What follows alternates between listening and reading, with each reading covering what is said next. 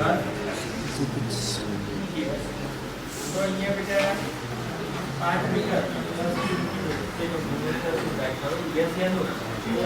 નો કેમ ના સુધાય કારણ કે આ મીટર છે ને કિમી તો આપણે શું કરવું પડશે કિમીને મીટરમાં ફેરવવું 1 કિમી એટલે 1000 હાલ તો 10 વધુ 10,000 એવી રીતે જમીન માટે પ્રકૃતિ ખેતી જરૂરી છે જમીનની ફર્ટિલાઇઝેશનની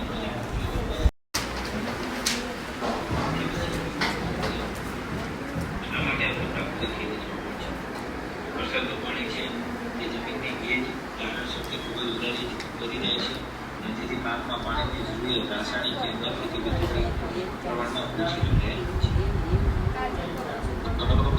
જણાવવા માટે ગાય માતા તમે જુઓ છેલ્લી વાત છે વળી ગાયનું